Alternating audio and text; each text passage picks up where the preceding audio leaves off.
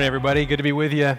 We're in a little mini-series for 3 weeks called Giving It Away. We're talking about generosity, and each of these weeks you're getting to see just a little video of some of the things that God is doing with your generosity here at Alderwood. That was our Spanish-speaking congregation. Just a few years ago, a Bible study, a small group, and God has grown it here now to be a congregation of about 100 people. You saw some baptisms this summer. They meet every Sunday during third service right here. God's doing some amazing things. Thank you for being generous. And the reason why we're talking about generosity is because we're in the book of Acts. And as we started the book of Acts, we saw something a little bit unique about the early church. This is Acts chapter 2. Now, all the believers were together and held all things in common. They sold their possessions and property and distributed the proceeds to all as any had need.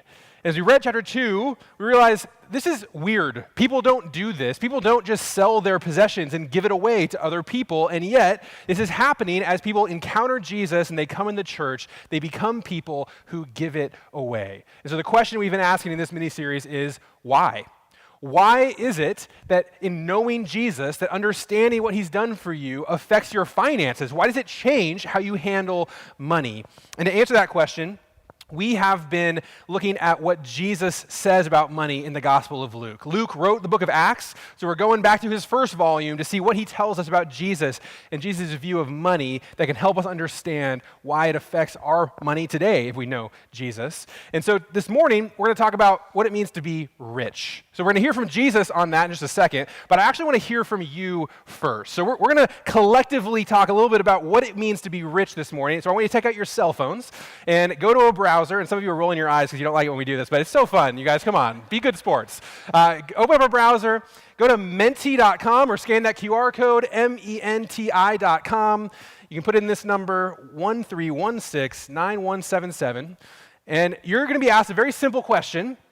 The question is this: how much would you need to earn every year in order to feel rich?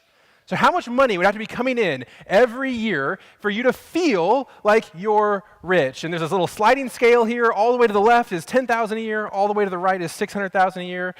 If the number's bigger than that for you, you can just peg it and explain later. You know, that 600 is just not going to cut it. That's fine.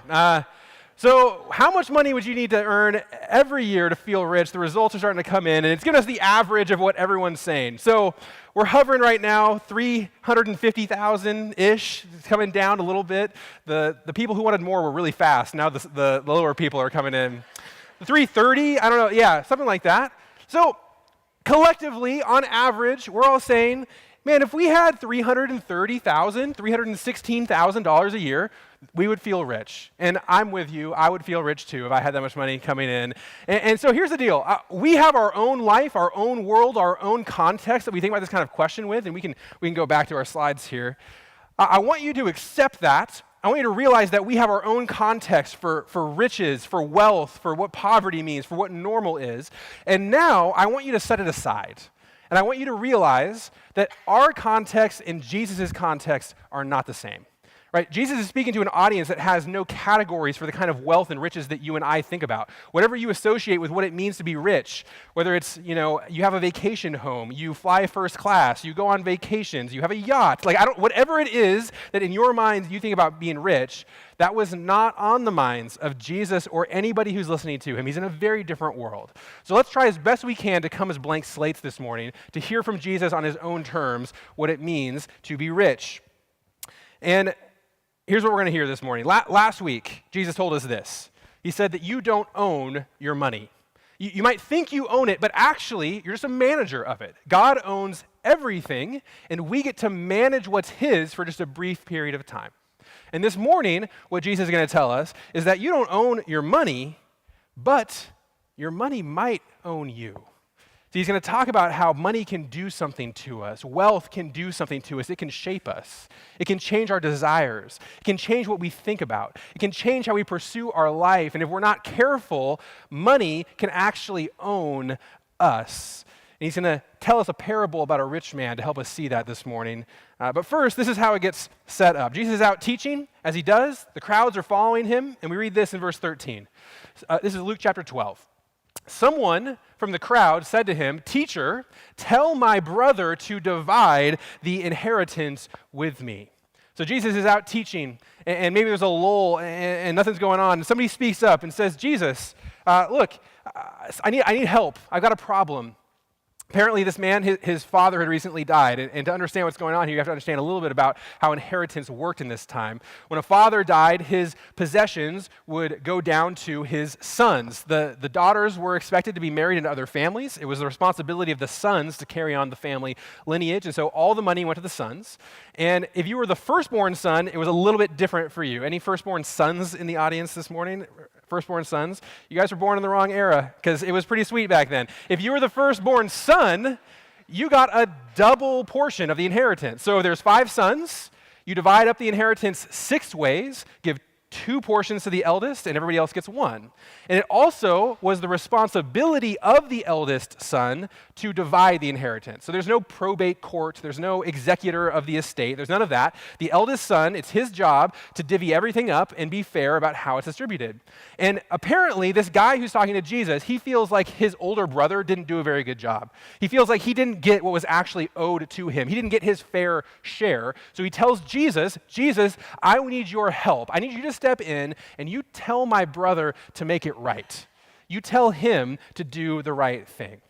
And the only problem that he's going to find is that Jesus just doesn't actually care that much. So here's Jesus. Friend, he said to him, who appointed me a judge or arbitrator over you? He then told them, watch out and be on guard against all greed, because one's life is not in the abundance of his possessions.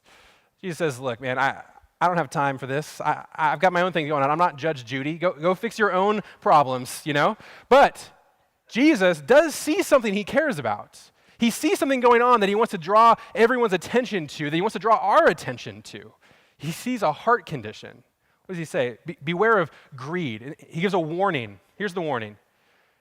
Be on guard, because one's life is not in the abundance of his possessions. See, there's a worldview problem that Jesus sees. There's a mistaken way of thinking about money, that life is about how much you can get. It's about how much you can build up for yourself. And Jesus says, be careful that you don't live that way, because it's not true. Jesus is pointing our attention to a universal truth about money. It's that money is a means, not an end. Money is not about how much you can collect. It's not about how big of a pile you can build. Money is about what you can do with it, what you can accomplish with it. It's a tool. And if you don't use it for the right things, you're going to regret it in the end. Jesus wants us to be wise with money. He wants us to understand that it is a means, not an end. And to get us to see it, he's going to tell a parable. And so this is what he starts to teach in this moment. This is Luke 12, verse 16. Then he told them a parable. A rich man's land was very productive. Only one character in the parable that Jesus is going to tell us. He's a man, and the only descriptor we're given is that he's a rich man. In this time, what that would have meant is that he was a landowner. He probably owned a lot of land. It was producing some sort of crop, maybe olive trees, maybe wheat, who knows. But he has people working it, and he's making money off of all the food that he's growing. And we're told that he had a great year. The rich man's land was very productive. Harvest time came, and he's just loving what he's seeing. More food is coming off of his land than he's ever seen before.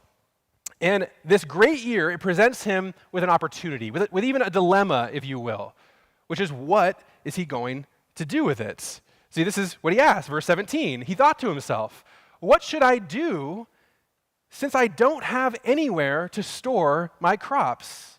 He's got a problem. He has land, he has storage barns, he has places where he's stored up for the future, but they're already full. So all this food is coming in, and he has nowhere to put it. This is a dilemma that you and I are not used to. In our world, this isn't really a problem, right? You've never gotten a call from your bank. They say, hey, we're really sorry to tell you, but your checking account it's almost full. Like, you're going to have to find somewhere else to put your money. You know, it doesn't happen. You can store as much money as you want to today. We can store way more than we even can use. But in this day and age, you actually had to put your stuff somewhere. And so he's realizing, I don't know where I'm going to put all of my crops. My barns are full. And then an idea strikes. He solves the problem. Verse 18. He said, I'll do this, he said. I'll tear down my barns and build bigger ones and store all my grain and all my goods there. Piece of cake, no problem. He's got laborers to build barns, and these barns they're not as big as they should be, obviously, and so we're just going to tear them down, and we're going to build giant barns, massive barns, huge barns, and then I can store everything I have in it. All my goods, all my grain will fit. Problem solved. What Jesus is turning our attention to here, it is a way of life, a way of thinking. It's falling into a trap. It's believing a lie that you and I are very susceptible to believing. So the lie that the rich man believed was this: just a little bit more, and then you'll be satisfied. See, this is the lie that money tells, and it's telling it to you today, whether you have a little or you have a lot, whether you consider yourself poor, whether you consider yourself rich. This is the lie that money always tells: just a little bit more, and then you'll be satisfied. See, if you had the salary that your boss has, if you drove the kind of car that your neighbor drives, if you got into a different career, if you were in finance, if you were in tech, whatever it is, just a little bit, not a lot more, just a little bit more, and that would be enough. But it is a lie. It's not true. And Jesus knows it's not true. He knows that the actual truth is this: that your appetites will always outpace your resources. It doesn't matter how fast your income grows. It doesn't matter how big your wealth gets. Your appetite, your desire for more will always find a way to outpace it. This is the human condition. Even when you finally get to the next tier, even when we have more coming in than you ever thought you'd had, it feels great for a moment, for a month, for a year, and then very quickly it becomes normal. And once it becomes normal, you start thinking about what's next. Your appetites will always outpace your resources. And Jesus gives us a little bit of a window into the appetites of the rich man, into what he was actually after. This is verse 19. He says, "Then I'll say to myself, you have many goods stored up for many years. Take it easy, eat, drink, and enjoy yourself." This is what he wants. He wants financial security, to have enough stored up for many years, and he wants to be able to enjoy life. He wants to eat some great meals. He wants to open a couple nice bottles of wine. Right? He wants to kick back, take it easy, and enjoy himself. Now, if we're going to hear from Jesus this morning, if we're going to let the truth of what he's saying sink in, then we have to be honest. So can I ask you to be honest this morning? Doesn't that sound pretty good? Come on, doesn't that sound pretty good? I could use a couple weeks like this, like all-inclusive resorts, sit back, eat good food, drink good drinks, take it easy, just enjoy life. There is something in all of us that longs for this, and Jesus is putting his finger on a very real human experience here. But Jesus is also going to bring our attention to the emptiness of it, because there's this kind of paradox that exists with this kind of lifestyle, and here's what it is. When you look ahead at your life, when you look into the future, a life like that sounds amazing. A life of relaxing, of enjoying the best things. It sounds like just what you want.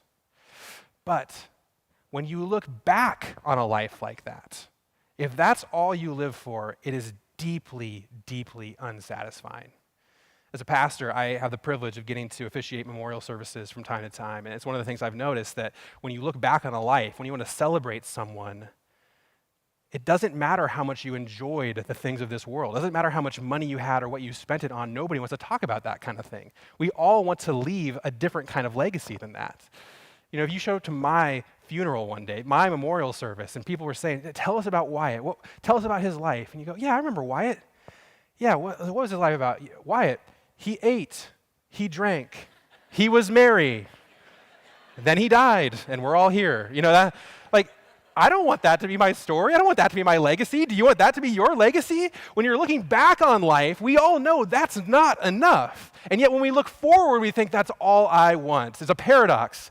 And Jesus is bringing our attention to that very thing because in the parable, the end of this man's life is actually right around the corner. He's done talking. Now God is going to speak up. But God said to him, "You fool.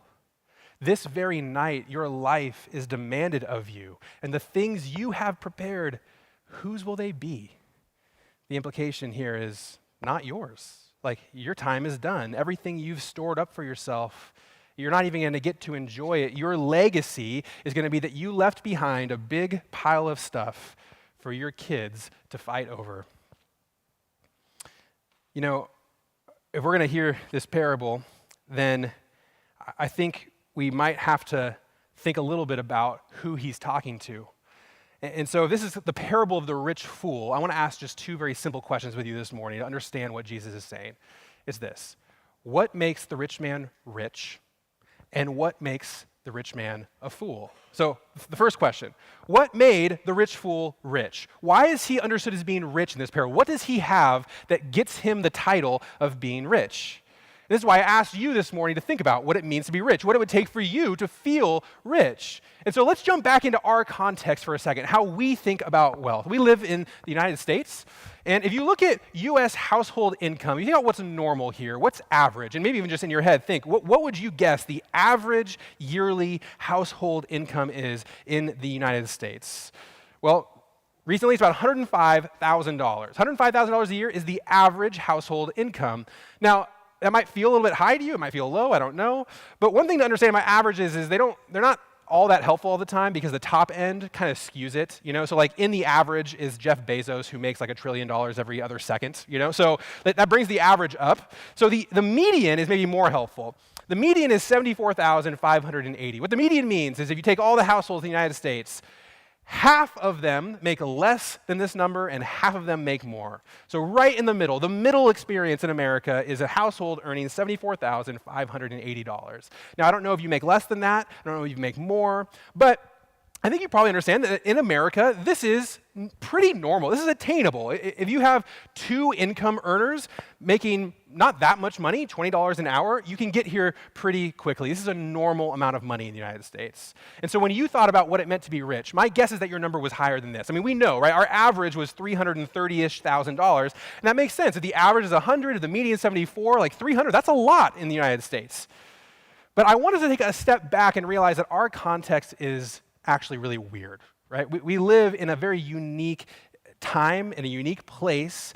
What we have is not normal. So let's look at the world. Okay, we asked that same question. And actually, so before we get to the world, this is the truth. Okay, this is how we define rich. And this is kind of a universal human thing. Okay, our definition of what it means to be rich is this. Our definition of rich is someone who has way more than me, right?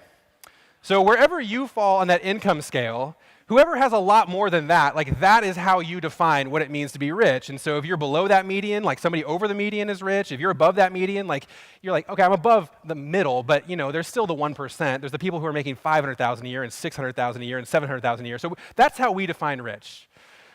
But if we take a broader view, we might see something a little bit different. So if we look at the global household income, okay, so not the United States. This is today. This is in the last decade. Global household income. What would you guess the average is for that number?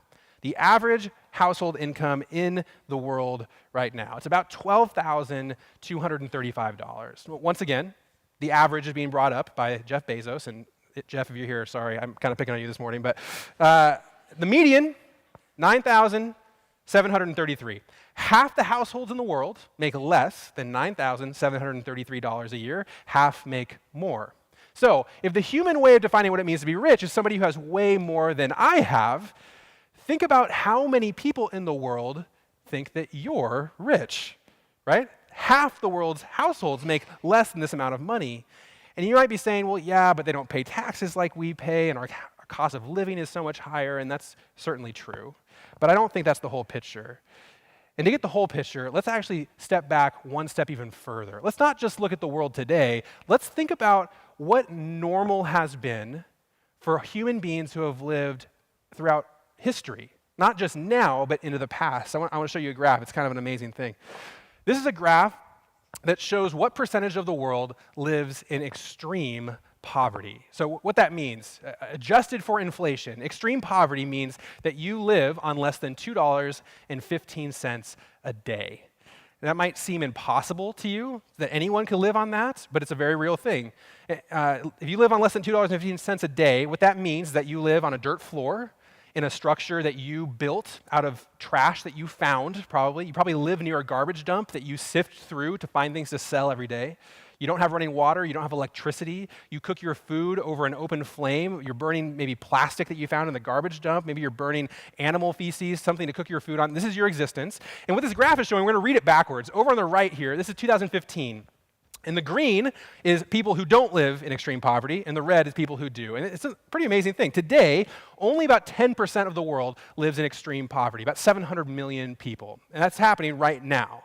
But in the context of history, we're in an amazing time. Because if you go back 200 years, this is where this graph starts, this is 1820, what you see is that just 200 years ago, we were the exact opposite of what we are today. 90% of the world in 1820 lived in extreme poverty, adjusted for inflation, living on less than $2.15 a day, and only 10% had escaped it. And this is actually the norm for human history. See, if you go back to when Jesus was walking around, his audience, his crowd, this was their normal. The normal was everyone is just trying to survive. Every day, they're just trying to put food on the table. And a lucky few aren't living that way. A lucky few have more than they need. So when Jesus thinks about what it means to be rich, when he tells a parable about a rich man, understand that Jesus' definition is different than ours. Jesus' definition of rich is someone who has way more than they need. Not way more than someone else has, way more than they need. That's what the parable of the rich man is all about. He had stored up enough that he didn't have to worry about anything else anymore. He had way more than he needed. And so if we're going to understand what Jesus is saying, we have to ask the question, is it possible he's talking about us? Now, most people don't like to walk around thinking of themselves as rich. It makes us feel uncomfortable. But is it possible that according to Jesus' definition, according to his experience, we actually are? I know that I am. A couple of signs for me that show me that I have way more than I need. One is that I've completely redefined the word need. I don't even use it appropriately anymore. Maybe you'll notice this is true for you too. You know, way more than you need. It is not uncommon for me to say, I need to eat something right now. I'm a little dramatic. You know, I skip lunch and I get home and I'm hungry and I go, Kate, I need to eat something right this second. I've probably said that phrase 1,000 times in my life.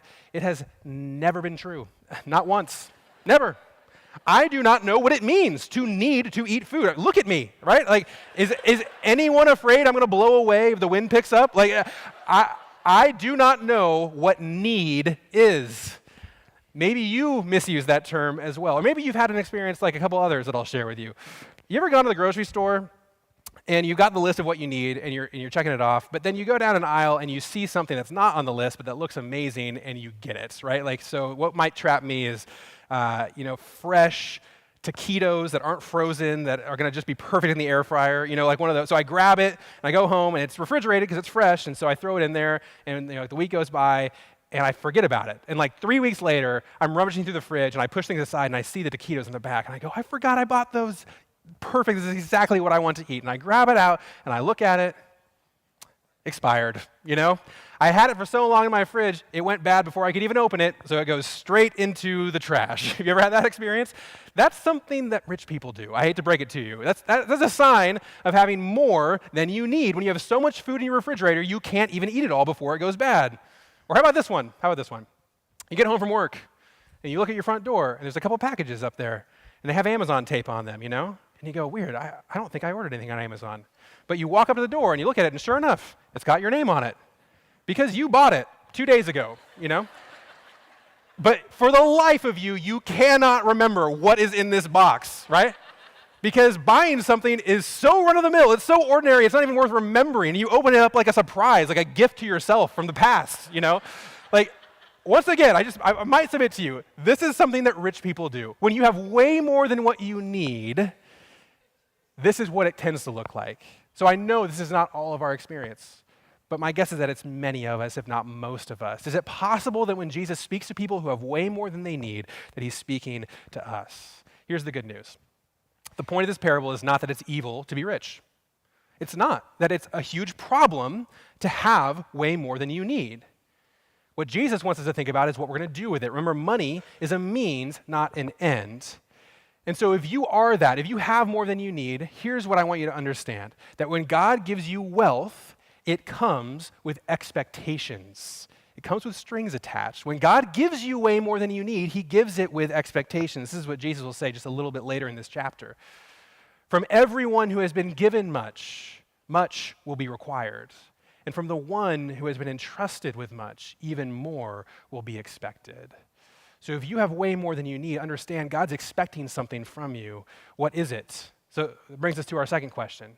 If the rich man was rich because he had way more than he needed, what made him a fool? What made the rich fool foolish? What did he do that wasn't wise? What did he do that didn't meet God's expectations? And to answer that, I want to put his words back up on the screen for us. This is 3 verses from our parable. This is everything that the rich fool says in this parable. See if you can note any themes. What do you think is on his mind? It says, he thought to himself, what should I do since I don't have anywhere to store my crops?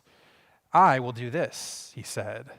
I'll tear down my barns and build bigger ones and store all my grain and my goods there. Then I'll say to myself, you, he's speaking to himself, you have many goods stored up for many years. Take it easy, eat, drink, and enjoy yourself.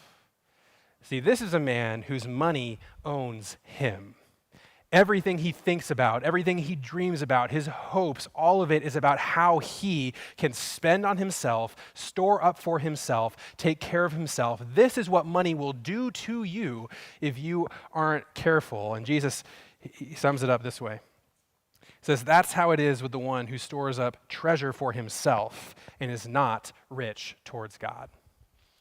We ask this question. Why is it that people become generous when they meet Jesus? When people come into the church and they start giving their stuff away, what's the connection? And part of the answer is that Jesus teaches us about a different way of being rich.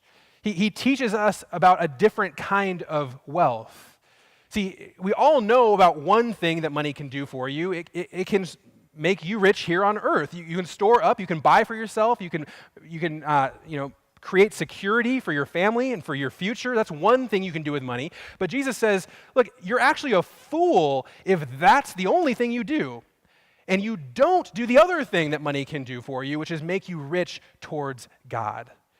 Actually give you heavenly riches, eternal wealth. Jesus says, don't buy the lie that money is best spent here and now on you. There's something else you can get with it.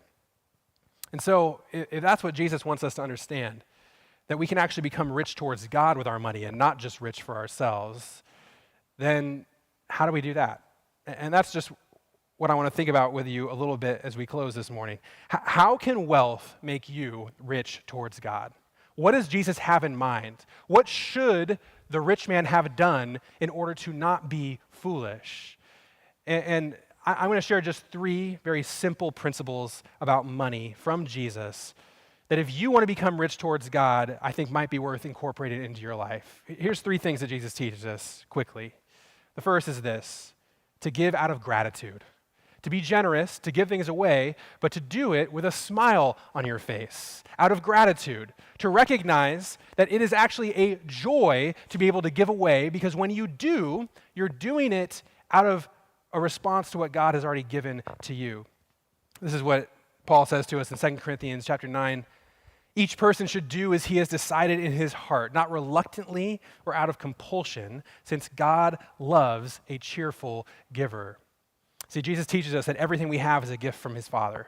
Everything we have is a gift of God who delights in giving us things. And so he invites us to participate in that same joy, that just like God loves to give things to us, we get to do the same by loving giving things away and watching what God does with it. And so he says, give with a cheerful heart. Here's what this means. If you ever catch yourself giving out of compulsion, you ever catch yourself giving with a heart attitude that's not cheerful, you think, I really don't want to do this, but I know God makes me, and so fine, hey, take some money, Don't. Tear that check up. Don't give that money. Because Jesus says you're missing the point. That's not even what God cares about. He cares about your heart behind it. And so give out of gratitude. Here's the second thing that Jesus teaches about money. He teaches us to give until it hurts. I think for a lot of us, our question is this: how much? How much do I have to give? Jesus, how many zeros do you want me to write in this check? Like, how often do I have to give? Who do I have to give to? And Jesus, he turns the focus just differently. Much like the man in our parable today, his concern was about the inheritance being divided, and Jesus just sidesteps that question. He says, let's talk about your hearts. And here Jesus says, the generosity that I care about is a generosity that hurts. It's a generosity that costs you something. It's a generosity where you give enough that you kind of cringe a little bit, and you go, I don't know if I'm going to be okay if I give that much. And the reason is because Jesus knows that giving sacrificially is an act of worship. It's an act of trust. It's a statement saying, God, I know that you're the one who takes care of me, not my bank account, not my income. And so I'm going to give enough that I feel like I might not be okay, and I'm going to trust that you are going to take care of me. Jesus points this out in a story he tells. He's in the temple with the disciples, and they're watching people bring their money into the temple to give it to the treasury, and some rich people come in, and they're unloading all their coins. I mean, just so much money. It's really impressive. Everybody notices. And then behind him comes a widow, and all she has is 2 tiny coins, two pennies, and she puts that into the giving box. And Jesus sees that, and this is what he says. He says, truly, I tell you, this poor widow has put in more than all of them. And if you were there that day, you might say to Jesus, no, she did not. Like, it's just, Jesus, I'm sorry, you're factually incorrect. She did not give more than all of them. But Jesus explains, he says, no, here's what I care about. See, for all these people have put in gifts out of their surplus, but she, out of her poverty, has put in all she had to live on. She's the only one who gave in a way that actually hurt a little bit. Everybody else was just giving their excess, the extra. It didn't cost them anything. She gave enough that she had to trust God. Here's the last thing. Jesus teaches us to give for the right reward. See, generosity actually can gain you the admiration of people. People look up to people who are generous. If you're the people who have, your friends over and you've got the best food out, the best drinks, you throw an amazing party, you pay for all of it, people are going to love coming to your house. They're really going to like being around you. They're going to think very highly of you. But Jesus says, look, if that's why you're generous, if you're generous so that people will look up at you, just recognize that that's the only reward you're going to get. This is what he says in the Sermon on the Mount. Matthew chapter 6. So whenever you give to the poor, don't sound a trumpet before you as the hypocrites do in the synagogues and on the streets to be applauded by people. Truly I tell you, they have their reward. If you give in a way that people praise you, people's praises are your reward. If you want more than that, when you give to the poor, don't let your left hand know what your right hand is doing, so that your giving may be in secret, and your Father who sees in secret will reward you. Jesus says, you want to be rich towards God, you want to use your money wisely. Don't do it for people. Do it as an act of worship. Give in a way that only God sees what you're doing, so that it's really true that you care what he thinks of you more than you care about anyone else. Don't settle for the praises of people. Give as an act of worship. I don't know how you're doing this morning financially. I don't know whether you've got a lot of anxiety right now about money, whether you've got debts piling up. I don't know if you have a bunch in your bank account, more than you think you need. Whatever your situation is, what Jesus is telling us this morning, money is a means. It's not an end. He cares what you do with it. And to those who have been given much, much is expected, and he wants more for you than what you can buy in this world for your money. And so I want to invite you, if you're willing, to just echo this prayer as we close in your hearts. This is the prayer for this whole series. Jesus, everything I have is yours. What do you want me to do with it? Let's pray. Jesus, thank you for your generosity towards us. Thank you that you delight in blessing us. You delight in giving us every good gift. And so, God, give us that same heart posture. Give us hearts that delight in being generous, that delight in giving away, in trusting you to take care of us, and not in the numbers we see on any screen. So, Lord, humbly, we acknowledge everything we have, it's yours. Please tell us what you want us to do with it, and give us the courage to say yes when you make that known. In Jesus' name we pray. Amen.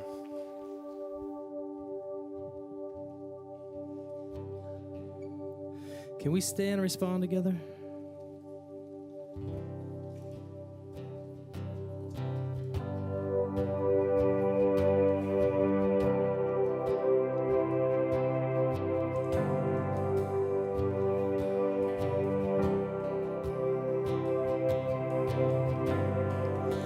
worthy of every song we could ever sing, worthy of every praise we could ever bring, worthy of every breath we could ever breathe. We live for you, live for you. Jesus, the name above every other name. Jesus, the only one who could ever save. Worthy of every breath we could ever breathe. We live for you,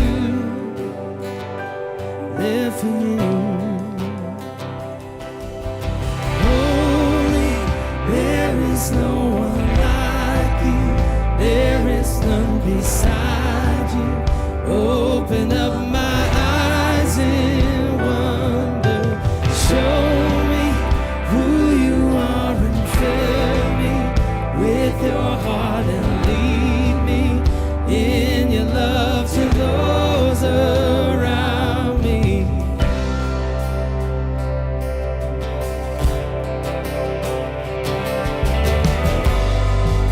Worthy of every song we could ever sing,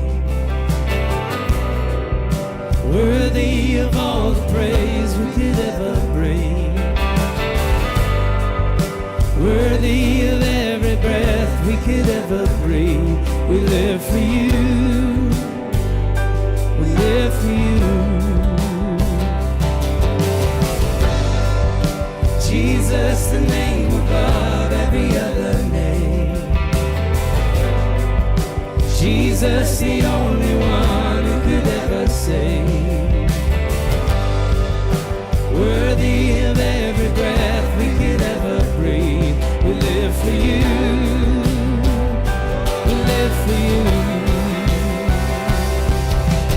Holy, there is no one like you. There is none beside you. Open up my eyes and wonder.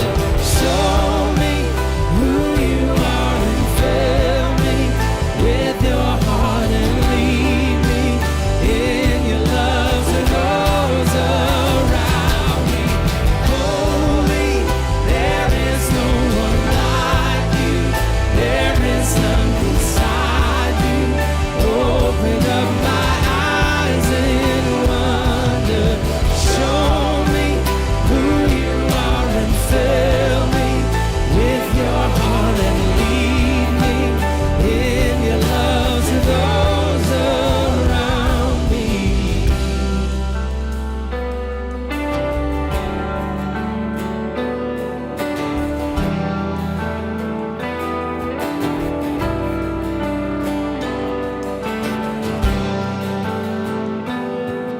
This is our prayer, Jesus. Every part of our life, we want to give it to you, Lord. Every part of our life. I will build my life upon your word. It is a firm foundation. I will put my trust in you, and I will not be shaken. I will